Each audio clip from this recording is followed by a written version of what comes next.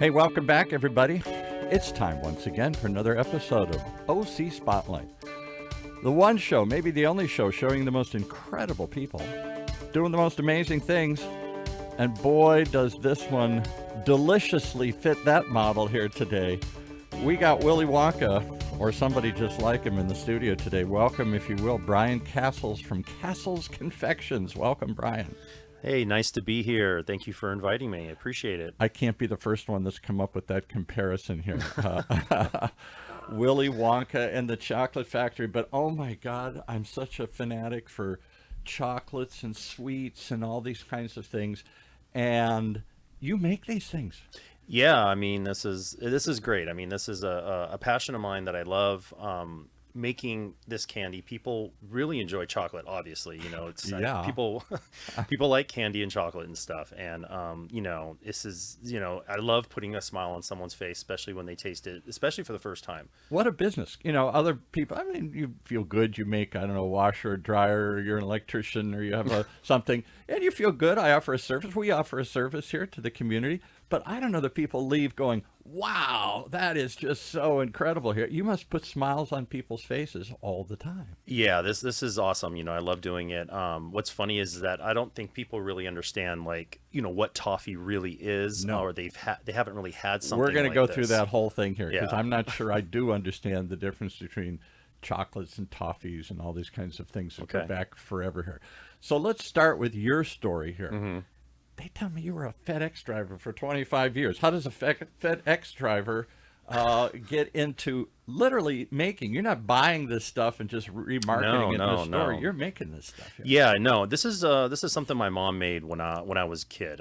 She used to make it during Christmas and package it in little tins and give it to family and friends and neighbors. Mm-hmm. And that was just kind of like her thing. Everybody knew that my mom, Lily is her name, and she would just make it every Christmas. And, fast forward till when I was at a job and she had a bunch left over, I brought some into work, and everybody just started throwing money at me. Here, give this I to your want some mom. of that. Here, go make some more. Can you get some for Valentine's Day, for holidays, for birthdays, for Yeah. Christmas and stuff here? And that's pretty much how it started. And I have to thank all my buddies and coworkers at all the, at FedEx that just basically supported me with this candy, that kept pushing me, hey, make it for the different holidays, Mother's Day, Valentine's Day.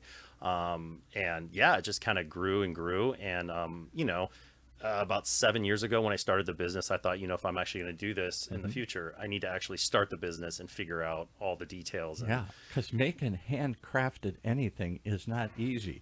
It's much easier to make it on an assembly line and just crank stuff out here. So let's talk about toffee. You specifically make handcrafted toffee. Yes. What is a toffee? Yeah, toffee is basically, butter and sugar that is caramelized at a high temperature. Wait, as I say to my grandson, wait a minute. Ooh, butter and sugar. Okay, you had me already here. Hey. Yeah, it's kind of like peanut brittle is probably the most popular type of hard candy. Right. But this is considered a brittle toffee, English toffee. And yeah, it's caramelized at a high temperature. And of course, you can use any kind of nut or, I use almonds. A lot of people use pecans or walnuts or whatever, but I only use almonds in mine. It seems to complement this style of toffee with, and so I do different types of chocolate on the outside, which gives it a different flavor. Believe it or not, milk chocolate, dark chocolate, white chocolate. I even have a version that has dark chocolate on one side, white on the other. So You're you get saying them this both so in one fast, my bite. mouth is drooling here. We're going to taste some stuff here, folks. Normally, I sit in a little box off this thing, but I'm going to show you. We brought some little samples. And I did bring here. some samples. Oh my goodness, we're going to try some of these things here. And real life, we're going to give you a real life taste testing. All right, so toffee. Is toffee common? And I'm not trying to tout any others but yours, but I have a house in Palm Springs that I inherited, and there's a company out there apparently that makes some kind of specialized toffees too.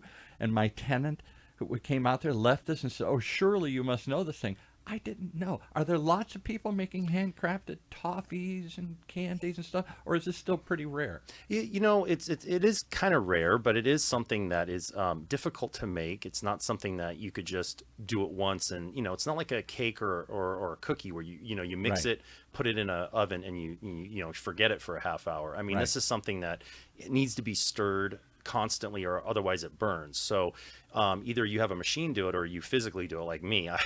I sit there and, on my pot on my stove, and I just sit there and have to stir Is it this thing. thick? Is It gets thicker as the temperature rises. It does get thicker as the, like I said, the sugar and the butter caramelize together, and so then it gets to a certain temperature, and it's really hot, over 300 degrees. Wow. You pull it off the heat and pour it into a pan, and you got to hurry up and get it in the pan and spread it out, and it hardens pretty quickly. And yeah, then you just, you could put the chocolate on, or, some people don't like chocolate, so I have a variety without chocolate. But So did you start making this I'll ask this because I also do a show for the Small Business Development Centers.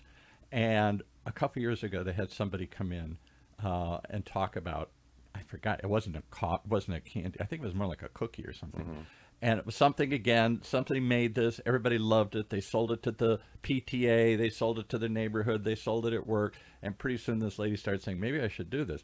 But she realized two things. One, it was hard to do at home to make in any volume in your little oven, And so and two, as you get into selling to the public, you've got all sorts of rules and regulations. I can't just make this. And so maybe I can at the farmer's market, but at some point I have to have, I don't know, either food and drug or something.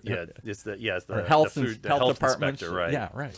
Yeah, when you're dealing with food, it's probably one of the highest regulated type of products that you do make. Yeah, I mean, obviously it's going to be eaten, so obviously the the level, Can't integrity be bacteria, has to be exactly. it's all got to be health, safety, and stuff here. So how did you talk about that thing? People are buying this thing. Hey, could be a business. People are literally throwing money at me. This is like a side gig in the beginning, and then maybe this is a full-time gig. And how did you learn about the regulations? Did you go find I guess there are commercial kitchens around. We had somebody come on that. There's a couple of them here in Orange County and Costa Mesa and some other places where if you have something you want to make and package and sell, rather than go buy your own building and your own commercial kitchen, you can start with one of these, and they have all the mixers and the stuff you need to make it in bigger batches, and they'll help you walk through some of the stuff. How did you walk through Yeah, well, luckily this falls under the what we have here in California called the cottage food law, which allows you to make certain types of food products in your home. I didn't know. And it's usually non-perishable items, things that don't have to be refrigerated or heated, like hamburgers, hot dogs, things like that are perishable. But this is such a hard candy. And it's shelf stable, so it falls under. How long will this last? If I found this in 10 years in my grandma's house, I could still eat it. Yeah, not 10 years, but I give it.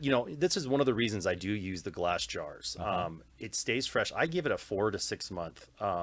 Maybe I always put 4 months on it. It's probably good till 6 months if it's unopened. If you put it in the fridge unopened, it'll be good for a year. I don't. And what is it about glass jars? Now, again, I'm gonna go afield a bit here.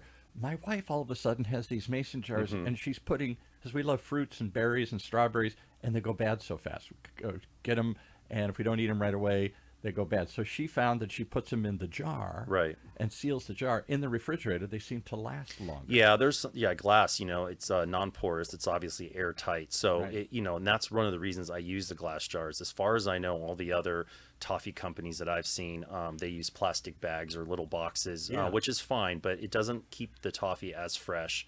But the jars are expensive. I would think. They obviously they're breakable. Right. But they look cool. Yeah, they look great as a gift, and that's pretty much what I went. My idea going forward when I started the company was I wanted to make something that was, great for a gift, that presented really well, that looks really cool, and then tasted even better. Yeah. All right. So you found? Did you get some help? Did you go to a consultant? Did you go to a center? Did you go to a commercial kitchen? Or did you just start going online and figuring this out? That's pretty much what I did. I pretty much went online, and believe it or not, I contacted LegalZoom. LegalZoom. Yeah. That great candy maker, LegalZoom. Yeah, and I talked to them all about the rules and regulations of what I needed to do, and they pretty much helped me out and kind of set up like a timeline of what I could do and what I can't do, especially here in California. Every state has their own different laws, and kind of went and got the LLC for my business and started it up. And I kind of did everything on my own. And I do reach out to people. I have friends of mine that help me with my website or design and things like that. But yeah, it's just kind of learning as I go. I mean, there's really no, I mean, I always tell people I can't go to a library and check out a book on how to No. start your own toffee company. No, You know what exactly. I mean? So, Well, I'm going to give a shout out because I do some consulting on the side for the small business development centers here. They're funded by the SBA. It's a free service, and they would groan that you didn't find them because that's what they do. They have consultants, and they have a lot of restaurant consultants and food consultants. Because I've interviewed a bunch of them, more than I thought.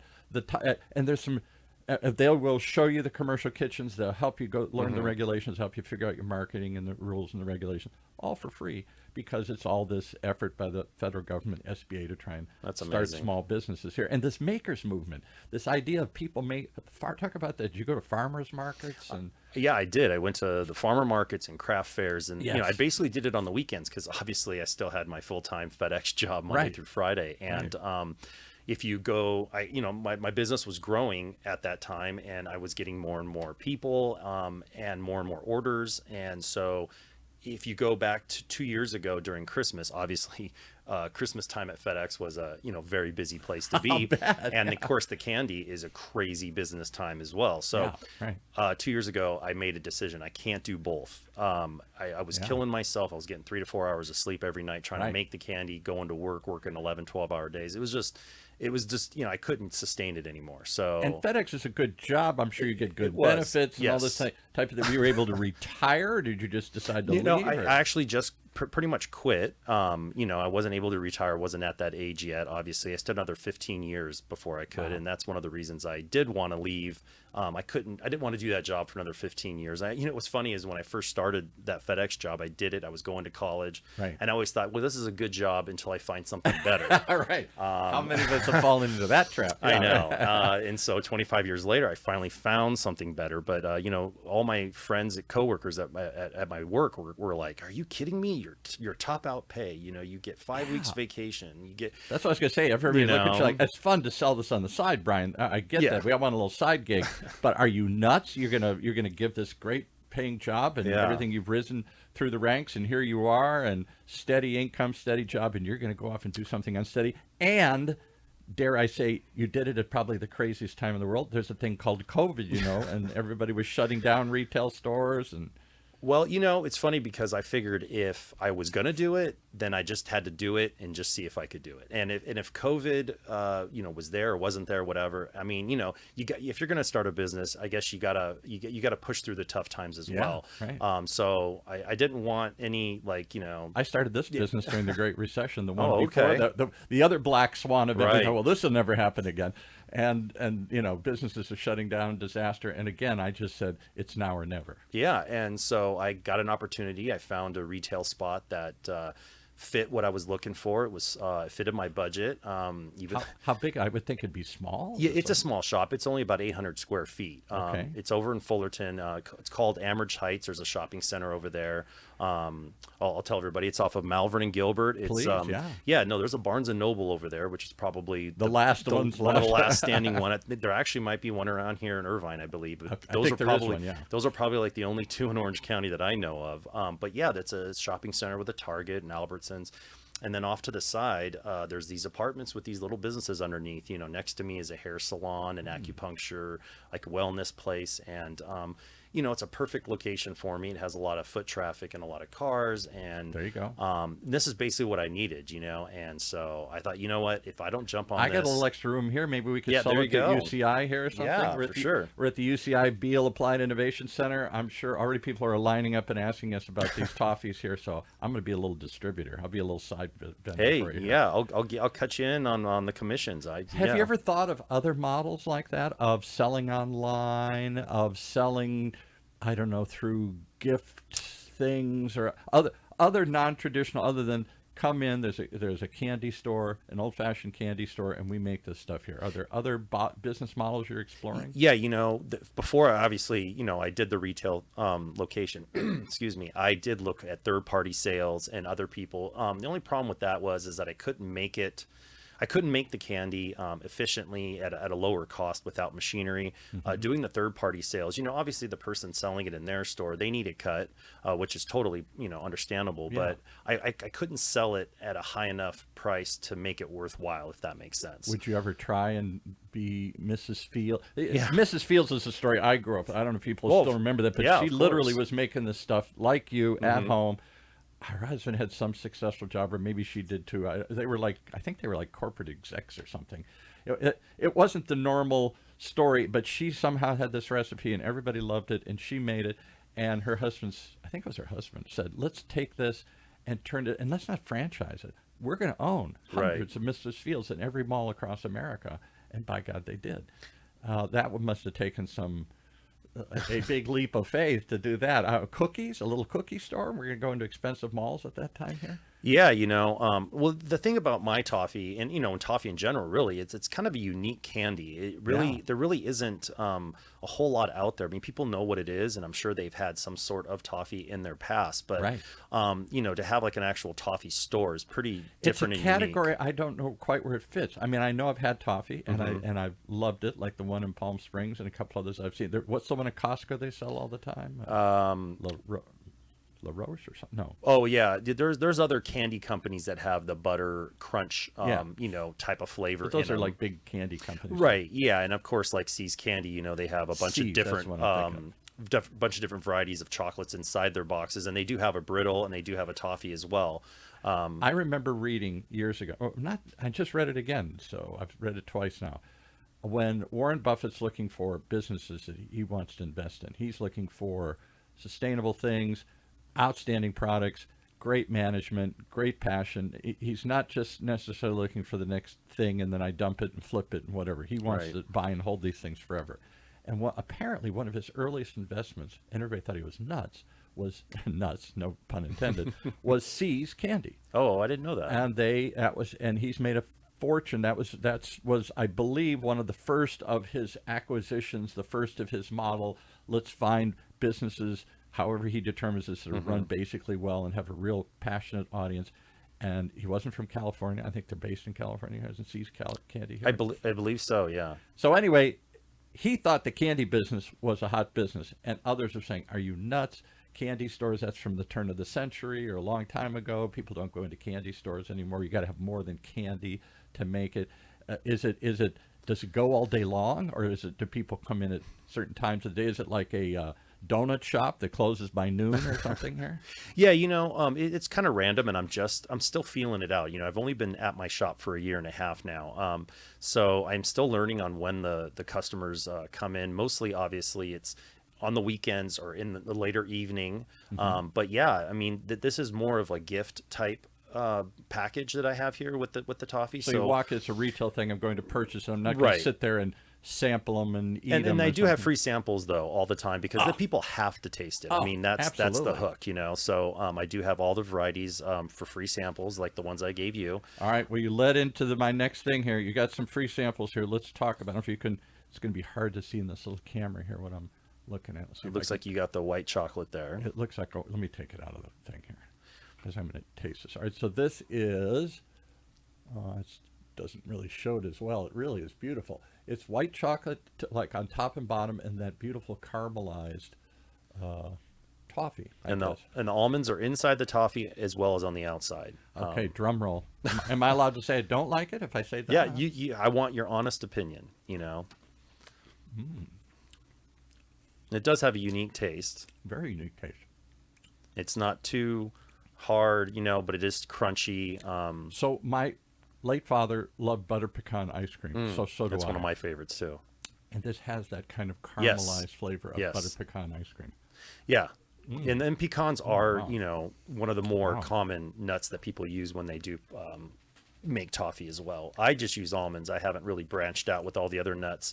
I'm just trying to keep up with the varieties that I have. Okay, then we're going to move up to this. Looks more like a typical caramelized something here. Toffee. Is that probably a milk chocolate? Oh, that's just the brittle. So that's just the middle crunchy part without chocolate. Right. So let's see what that tastes like. So there are companies that I actually partner with that use that particular variety in their cookies or in their cupcakes or, any That's kind of their baked good, goods. but it tastes like a filler. The something about the white chocolate on top and bottom not only made it sweeter, but and I'm not that much of a connoisseur, but it seems to complement it. Right, better. it does. Yes, yes, for sure. It adds flavor to it. All right, now we're going to get into the heavy duty stuff. Now I'm mainlining here. I'm taking sugar and I'm shooting up with it here. All right, this one looks like it's got. It's probably milk chocolate from what it looks like. Yeah, that's the number one seller is the milk chocolate. Yeah. Okay. Here we go. Yeah, milk and dark are the two most popular varieties, Oh wow! but that definitely has a lot more flavor wow. than the white chocolate. It for sure does. I really like the white chocolate, but this is way up front. We're going to talk like Right. we're wine connoisseurs. This is the very very upfront flavor. Immediately you get the milk chocolate here. Right. Wow. Yeah, that's a very popular one is the milk chocolate for sure. But I don't taste as much of the. Maybe because the chocolate's so overwhelming. Yes, and that's where people need to figure out what flavor they like most, and everybody Yeah. has their, their favorite as far as chocolate is concerned. I mean, chocolate is, a very popular food item, and people are very particular about their candy and chocolate. Now this looks like a dark chocolate or something. If that, yeah, that's probably that's the dark chocolate. Dark chocolate. Okay. So that one probably might be a little more intense flavor. The dark usually brings out the toffee a little more. Very intense. Now this one I can taste a little more of the toffee, which I didn't think. I thought I would Yeah. just taste chocolate. Yeah, it's very unique on the different chocolates on what flavors it brings out. Wow. And I'm going to say, in addition to the toffee, which was wonderful because we had kind of the basic filler toffee, and then we got one with white Right. chocolate, milk chocolate, dark chocolate. Your chocolates are exquisite. All three of these chocolates are really, really, especially this one. Yeah, Wow. yeah, when I don't make the chocolate myself, believe it or not, it's just Nestle. It's just Nestle chocolate. The man, ones you buy in the store. Hard to believe. Yeah, it's one of the better quality. You must put a lot of milk or sugar or something in this thing. Here, 'cause wow. That one, I could eat that chocolate alone, but I love I don't know why I like the textures too. Is that part of it? Yeah, the the texture crunch. definitely. A chocolate candy bar. I'm less likely to eat that. And I don't know why I don't like the gooey ones. Right. I like crunch when I bite. That's why I like anything with nuts in it. But this has that caramelized flavor and then the nut flavor and that. Yeah, you know how it goes with food, right? It's it's not only texture, but it's also it's also what you see, it's vision, and it's what you smell and taste. So it's There is not a bad one in the bunch there, folks. And I'm not just saying this because he's here today. Really, I would tell you if I didn't. well, like thank it. you, I appreciate that. I like the white chocolate was the lightest one, but I thought it complemented the toffee the best because it didn't overpower it. Of the chocolate flavors, that dark chocolate milk was good, but that dark chocolate, wow.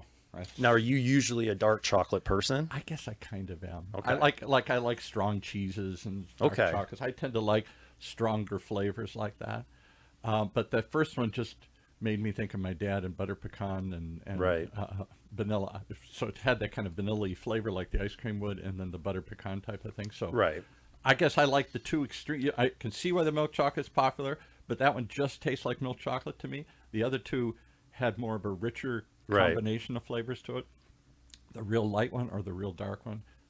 That's my personal opinion. But Well, it's funny because, everybody always asks before they taste it, which one is your favorite or which one tastes the best? And I have to tell them, well, it all depends on your taste, on your palate. I mean, I kind of equate it to like beer, you have your Yes. dark beers, you have your light beers. I like dark beers better than And I do too. And so, some of that them would be fantastic with like I'm Irish, like a Guinness Stout or something like Right. that. Oh wow. Yeah, or wine. And I'm not a huge wine person, but I have people that or friends of mine and family and stuff that are wine people, wine Yes. drinkers, and they like to pair the different toffees with the So certain could type you of go wines. out to the wineries in Temecula or these? Well, micro- it's on my list. It's on my list of things to do as growing the company. I mean, this is just me doing this, by the way. I don't have any workers. I don't have any employees. It's just me doing it. I make everything. I package it. I run my store. And then I have to leave every once in a while to I go didn't pick up my look at your kids. hand to And see. I was going to say, do you have kids? Are you married? I Or- have 3 kids, yeah, and they're in school. Three different kids, 3 different schools, 3 different schedules. Isn't that Orange County today here? We used to say, normally it's just everybody goes to that school. No, there are 3 different Right. schools, 3 different schedules. Oh my gosh. Yeah, that's the Yeah, world we live and in. that was one of the deals, though, is that we were spending so much money on childcare, after school care. Yeah. I mean, it was just it was killing us, and I thought, if I could do the toffee, as my full time job, Right. I could go pick up the kids, and you know what, I spend a lot more time with them. I go to my kids' basketball, volleyball games There you now. I wasn't able to do that before, so my quality of life, my freedom, I guess you could say, with this business venture has definitely gotten better. I don't have that Monday through Friday, restrictions Now that you're most just making people me do. more and more jealous. Not only do you have freedom and a passion that maybe you don't get in a corporate job, great jobs working for these corporations, good benefits, all the reasons most people do these things. But it's not individual. You're not yourself. You don't get to express yourself. There's no Right. creativity. You're not in control of your own destiny. Now you are, good or bad. It's up to you to build this business and how much you bring in and how far it goes and everything. Right, It's and kind of exciting. Yeah. It is, and I tell people it's a different type of stress. The stress that I have with my business, I put it on myself, and I can self-regulate that. I can wake up early in the morning and get stuff done, or I can stay up late, or I can put it off to the weekend if I have to. But when you're stuck to a job and you have to be there at 8 a.m. and you have to work there, you have to work regardless of whether you feel like it or not. Right. And so whether you're feeling it or not, you got to Exactly. be there. So it really is kind of an inspiration. All these small businesses, people that take a big leap and leave a steady gig and go out on their own to follow some passion and do something. And it's creative, and it could grow as far as you want it to grow, or it could stay right where you want it to be. It certainly gives you more freedom and all those other things. What's the downside? It's scary and it's uncertain. It is, like you said, opening up a business, especially a food business, a small business, retail anyway, during COVID was, not probably the best time to do it. A little crazy. Right, yeah. But, like I said, it was now or never. It was something that I felt like, hey, if this is going to be profitable, then I got to see if it works. And if it can work during these downtimes, then and I can make it work, then I know there's a future Looking for for it. another one of those dark chocolate ones here. Well, I have a whole bag over here of samples. I was so. going to. I was like, wow, that's really addictive. I could just sit and go off on that. All right. How old are your kids? So my oldest one, my daughter, Brenna is her name. She's just turned 15 yesterday, actually yesterday. Yeah, yesterday. Yesterday was her birthday. Okay. So Shout out to Brenna. yeah, Brenna. And then Ella, she's, what is she, 13 now? Jeez. Yeah, so she's 13. Dad, this is 8th going to look grade. bad when they I hear know. this. Yeah, so she's in 8th grade. Right. And then my son, his Grant, he's 7 years old in 2nd grade. So, the question I always ask, the guy who runs the Small Business Development Center, there's 6 centers here in in the Inland Empire, Orange County region here. All of us work at the SBDC. I know I'm plugging them, but we have real jobs, and then we part-time work for this organization to help people. Right. And the guy that runs the whole thing inherited some Rocky Mountain candy stores. I think that's what. Oh, wow. Yeah, that's one of the ones that's in the malls as well, yes. And I guess they're franchise or something. Or maybe Yeah, something. I think they're a franchise, yes. And he's got 2 or 3 of them, a couple of them here, and his father left him. And he talks about working in these stores when he was a kid and saying to himself, this is the last thing I'm ever going to do is run this candy store here.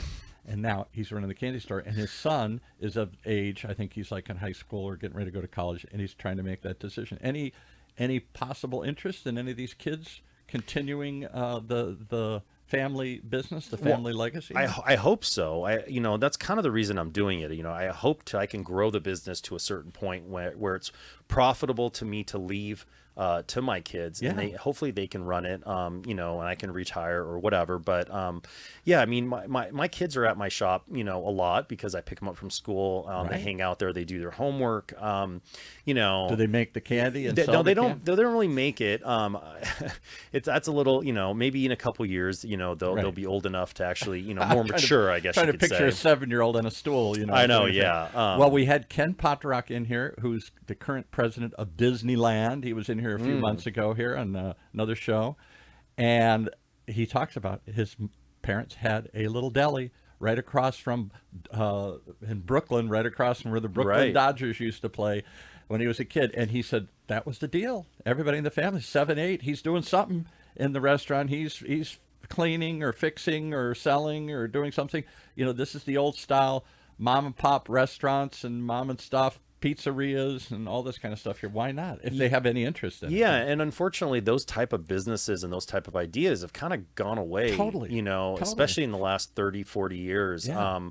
You just don't see those anymore. Like you said, the delis where they had the shop underneath and they lived upstairs. That's what you did. That's what they did. Yeah. So it's kind of a shame that these smaller businesses, and you know what, they just can't. We can't make it. I mean, it's so difficult to compete with these big corporations. And yet, we, the public, appreciate. Look at the growth of microbrewed beers and stuff, making your own beer. Look at the growth of go to any farmer's market, all these people making and stewing. We had somebody in here yesterday who is a luthier. I think I said that right. It makes custom guitars one at a time, and they're real expensive. They're like $10,000 something. So she only has to make a few. But she went to Spain and she studied how to do this. And this is a second career again here, late in life. And she's been doing it for a while. And she has a little shop, and she sits there. This is like going back to the 1800s or something. These people that make things, and the public, if they're like me, maybe I'm putting my own, I just want to support those kind of businesses because I appreciate what they're doing, and it's so much better and different than the stuff you get processed off the assembly line. Oh, 100%. There's always a need for processed food. Gibson guitars made in a big assembly line, but we forget. I'd much rather find that old Leo Fender guitar when he had literally an electronic shop in Fullerton, and was making these things by hand. There's something about handmade that has really resurged and come back again here, and I think you're right at the sweet spot, dare I say. I hope so. For this thing here, I hope everybody tries this. Why would you want to go if you have a sweet tooth? Why wouldn't you want to go support the guy? Do you come who makes the stuff? Do you have other crazy flavors or flavor of the month or oddball things you do? No, I do want to start, branching out and doing different types of flavors of the toffee. You can actually add flavoring to the chocolate. Yeah. You can add orange flavoring or Liqueur, cranberry can or you whatever. Put liqueur flavors. And yeah, stuff, you could right? do Kahlua or Bailey's, the Irish cream, and all now those we're type of talking. flavors, and that goes great with this type of candy. But one of my biggest sellers in the last year that I've done is I do an ice cream. So I do a toffee ice cream. So I take the toffee and I chop it up and I whip it into the ice cream. Yeah. And I sell them in pints, half-gallon sizes, and then I also have an ice cream bar. If you look at your little brochure that I gave you here, we have a little brochure here. it's got a picture here of the ice cream bar that I have, which is I pretty much a love number one that. seller Yeah, right there it now. is. And you do, it says business parties and catering Yes. and other stuff like that. Yeah, a lot of businesses, they hard for this to see here, but yeah. yeah, a lot of businesses, they'll have employee appreciation type events and stuff, and then they'll hire me. I'll show up with my cooler and hand out, they got 100 employees, and then I'll hand out the 100 ice cream bars for them. And it's I gotta come and try an ice cream bar because I'm an ice cream. and I would have brought some, and they would have melted by the time it would have you got melted, yeah. And that's why I didn't. And ice cream is not fun to work with, but you know what? Everybody appreciates a good ice cream, and that's been a big seller. So everybody appreciates people who make stuff out of passion with an old family recipe, who do it without all the fillers and the other crap, I'm sorry to say, that they put into commercial productions to cut costs and to increase shelf life and all this. Why do we love this stuff, but we can't find many people like you making these things? More and more they're starting to appear, but it's still a rarity. Yeah, you have to seek out the things that you're looking for, especially if it's handcrafted or homemade, Handcrafted and beers, all that handcrafted stuff. jams, handcrafted cookies, handcrafted toffee. And I think people, they forget, sometimes they complain it's obviously more expensive. My item is obviously more expensive than what you would find in their store. But, there's that, age-old saying, you get what you pay for. And I'm not going to eat that much of it. So whatever the added cost of that little candy from a Mars bar or from something I go to Costco doesn't seem like much. You're not percentage-wise, it might be. But I'm not talking about I went from a candy for I don't know, whatever a box of candy is at Costco, to something that's $100 or $1,000 Right. or something here. What kind of range are these at? Give us some since Well, you brought actually, a price. so these jars here, there's 1 pound of candy in each jar, 1 pound of toffee in each jar. So they're $25 each. Okay. So it's pretty comparable to what's actually out there How on the long would market. that last? Because it's so rich, I can't eat that much of it. Well, a lot of people buy it for their family, or they have it in their kitchen, and they share it, or they'll buy one jar for themselves and another jar for the rest of the family, and they try and hide it. But it depends. Usually lasts, usually a week or so. People probably take a piece of candy, maybe every night for dessert or something like that. And it'll probably last a couple weeks. It just depends on what they use it for and how And if I quickly they went to eat it. C's Candy or some other bigger place, what was a pound of candy cost? I have no So idea. a pound of candy at C's Candy, last I checked, I think it's over $30. I think it's Wow. $32 or So- $33. That's crazy. All right, so I don't see any difference then. This is a Yeah, I similar mean, price range. and also I do have a jar buyback policy where if they Good. bring the jar and the lid back to me, then I give them $3 off their next purchase, because cool is it's that? glass, so we can And you want to re-sanitize and reuse them. Yeah, exactly. I love the whole business model. I wish you nothing but the best. I can tell you the stuff is outstanding, folks. I mean, not really. It's hard to convey, but this stuff is really rich. It's creamy. It's got a real bold flavor to it. And I'd love to see you experiment with some other crazy things, cranberries and other sorts of things. And because I think that's one of the fun of going to like microbrew beers, Right. or there's a couple custom distilleries have popped up, or places that make cookies, because you try stuff you would never otherwise see. There's the mainstream, like you said, the milk chocolate. Of the three you had, you say that's your biggest seller. Right. That was the one that was like, nice, but these others are things I've never seen before. Very unusual. So I'm looking for the unusual. I'm looking for the special when I go out. I don't want just another thing that I Right. can go get somewhere else. And so I think the more you experiment, the better. I can see lots of ways to go with this thing here. Corporate events, corporate branding things. Some company, they're going to give it as a gift to all 1,000 of their employees or something here. And you're tons of these companies out here today here, and they're all looking for something special and unique to give away at the holiday times here. Yeah, I do have a lot of businesses that I partner with that, they have, like, there's this one company, financial company, they for their clients' birthdays, I send them a jar on this company's behalf on their birthdays. Oh, So how cool I is do. that? So I just put Nobody thinks of me here at this giant FedEx. Oh, I look like we're going to be a little jar of candy. How cool! Really, how excited people would be to get something Right. simple like that. So so there's always those options, and there's a lot of companies, like I said, I do partner with, that do those type of things for their clients and their employees, especially during the holiday season. Christmas is always crazy for candy. So Keep talking. I'm eating again. No that white chocolate one is the other one. I really like that one. Okay. yeah. This is terrible. I'm trying to talk and chew at the same time here. Give us the address and phone number and website while I finish chewing here. Yeah, so obviously we're located in Fullerton. It's 951 Starbuck Street. It's in Fullerton, 92833 in California. There's a street named Starbuck. Is there a Starbucks on Starbuck? You believe Street? it or not, there's 4 Starbucks On in Starbucks my Street. shopping center. Unbelievable, right? There's one in every store. There's a freestanding one. Yeah. So I don't think the street has anything to do with the actual Starbucks, but it's Starbuck Street. So it's in Fullerton. But yeah, if you go to castlesconfections.com. With an S. Make sure don't try. Yeah, 'cause yeah. I want to do Castle. Does everybody want to do? Everybody Castle? wants to do that, yeah. But it's Castles with an S, castlesconfections.com. And you can go there and see all the different products that I have, all the information. You can, reach out to me by email, which is castlesconfections@gmail.com. Obviously, I'm on Instagram, Facebook. If you just put in Castles Confections, all my... Do you hold up different samples? Because that's the beauty of places like Instagram. A friend of mine calls it almost like food porn. Oh, look at this. Yes. Oh, look at this. And you drool and wow and everything. I need to be more active on the social media. I'm not yeah. I'm not too tech savvy, and I definitely don't like filming myself. So I got to get my kids, and I keep telling them, hey, I'll pay you. Come on, shoot some videos for me, because they know all about that I TikTok know stuff. all this stuff. My 7-year-old grandson, hire him. He knows how to draw. He wants to be an influencer already. That's his whole goal Exactly. in life, is to be at 7.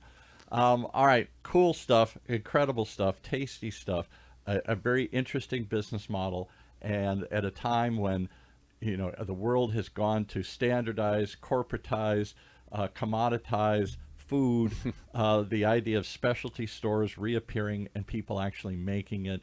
out of passion, out of family recipes, richer, tastier, better, maybe a little more expensive, but not that much more. And I think it's well worth the exercise. Fullerton's Castles Confections. Thank you so much for coming in here. I got to end it here because I got to go back and eat some more here. Thank you. I appreciate it. And I just want to say thank you to my mom for, teaching me how to make this. If it wasn't for her, I wouldn't be here. Is Mom still with us? Yes, she is. Yes. And how old is roughly?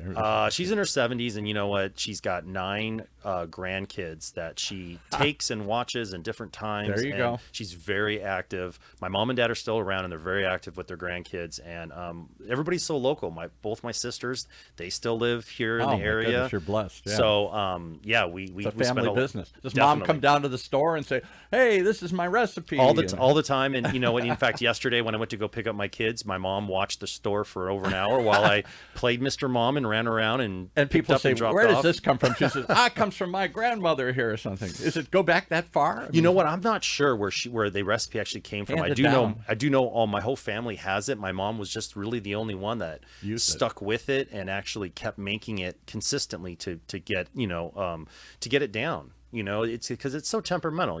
Where does toffee come from? Is this it's a European thing? Yeah, it's an English type of candy. It probably originated in Europe somewhere. I should probably know the history details more, but wouldn't that be weird if somehow your great grandfather was or grandmother was a chocolatier? That would be funny, and that would be awesome if I could find that out. You're just coming back to your roots here. I know, right? Generations later. Well, I'm going to say it one more time. Where is it? It's Castles Confections. It's in Fullerton. And give us a website or something. castlesconfections.com. Very, very simple. You can even do keywords, just type in, gourmet toffee or Orange County toffee, handcrafted toffee. I love it. All right. Thanks for joining us here today. We went a little long, but you had me at hello here. You had me at toffee. Well, thank you. I appreciate it. All right.